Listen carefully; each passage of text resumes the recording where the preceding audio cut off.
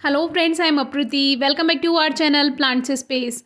आज से April month ख़त्म हो रहा है और मई मंथ की शुरुआत हो रही है। तो अभी तक लगभग अप्रैल तक ये कहा जाता है कि स्प्रिंग सीज़न चल रहा होता है। हम बहुत से काम कर सकते हैं अपने प्लांट्स में, लेकिन कहीं कहीं अप्रैल में भी टेम्परेचर हाई होने लगता है।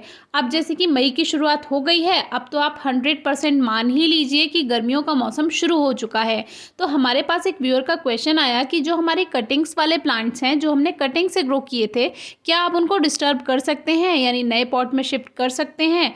तो ऐसा अभी मत कीजिए, आप थोड़े दिन और रुक जाइए। लगभग जब 15 जून के बाद से रेनी सीजन जब शुरू होगा, तब से आप ये काम कर सकते हैं, क्योंकि तब अगर प्लांट स्ट्रेस में जाता भी है तो आने वाला मौसम में ह्यूमिडिटी होगी, मॉइस्चर होगा, नमी रहेगी। तो जो आपका कटिंग वाला प्लांट है, जो आपने कटिंग से तैयार किया है, तो 1% अगर वो स्ट्रेस में जाता भी है तो वो जो प्लांट है वो सरवाइव कर जाएगा, यानी रिवाइव हो जाएगा, एक तरह से दोबारा से वो ग्रोथ कर लेगा। तो इसीलिए कोशिश कीजिए अभी डिस्टर्ब ना करें।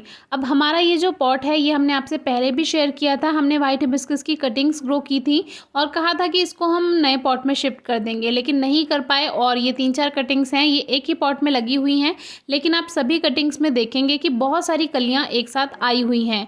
तो हर प्लांट का एक नेचर होता है, उसी में है ये देसी वाइट हिबिस्कस। देसी जो गुड़हल होता है सफ़ेद वाला, ये बहुत सारे फूल देता है। और जब इसका बड़ा पेड़ कोई ज़मीन में लगा होता है, बड़ा पौधा, वो तो पूरा फूलों से भरा ही रहता है। आपने आसपास इसको ज़रूर देखा होगा।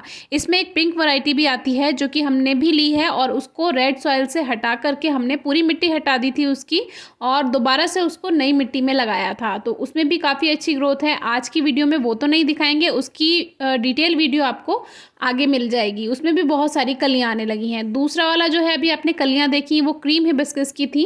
क्रीम हिबिस्कस में भी हमारे उसमें कलियाँ आने लगी हैं, जो हमने कटिंग से ग्रो किया था। अभी आगे उसके मदर प्लांट की अपडेट भी दिखाएंगे आपको।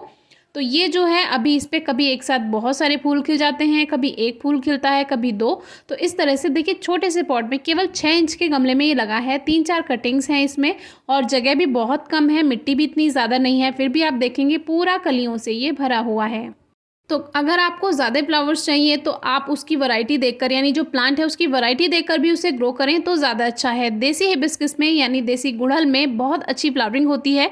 आपको अगर पूजा के लिए फूल चाहिए या डेकोरेशन के लिए अपने घर में ऐसे पौधे चाहिए जिसमें फूल लगे रहें, बने रहें, तो ये वाली जो वैरायटी होती है ये बेस्ट होती है। इसमें पिंक वैरायटी है, रेड भी आती है और वाइट भी है।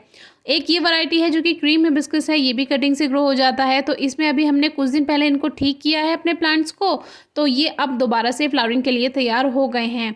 अगर हम उन दिनों इसकी कटिंग प्रूनिंग ना करते तो ये हमें उन दिनों फ्लावर्स देते और फिर अब तक आकर ये रुक जाते, अगर हमने ध्यान ना दिया होता। लेकिन हमने थोड़ा सा एक्स्ट्रा काम कर दिया कि कटिंग प्रूनिंग थोड़ी सी कर दी, तो हमें थोड़ा लेट फ्लावर्स तो मिले, यानी अप्रैल की शुरुआत से इसमें फ्लावर्स तो आने लग गए। और अब ये हमें पूरे टाइम रेनी सीजन तक और आगे तक, जब तक सर्दियों की शुरुआत नहीं होती है, ये हमें फूल देता रहेगा और कलियों से ये प्लांट भरा रहता है। तो इसीलिए अपडेट भी आपसे शेयर करते हैं, रिजल्ट भी दिखाते हैं कि अगर आप टाइम से काम कर लेते हैं तो आपके प्लांट्स में लगातार फ्लावरिंग होगी। अगर आपने टाइम से काम नहीं किया तो फिर शुरू में तो आपको फ्लावर्स मिल जाएंगे, आप सोचेंगे कलियाँ आ रही हैं, हम प्रूनिंग ना करें, लेकिन वो बीच में जब उसके फ्लावरिंग का टाइम होता है उस समय प्लांट रुक जाता है। तो अभी आप अगर कटिंग से प्लांट ग्रो किए हैं, अभी उनको रिपोर्ट ना करें, कोई शिफ्ट ना करें पॉट में, थोड़े दिन रुक जाइए। 15 जून के बाद से आप उनको नए गमलों में शिफ्ट कर सकते हैं, क्योंकि तब मौसम में हमने बताया नमी आ जाएगी और प्लांट स्ट्रेस में जाएगा भी, तो वो ठीक हो जाएगा।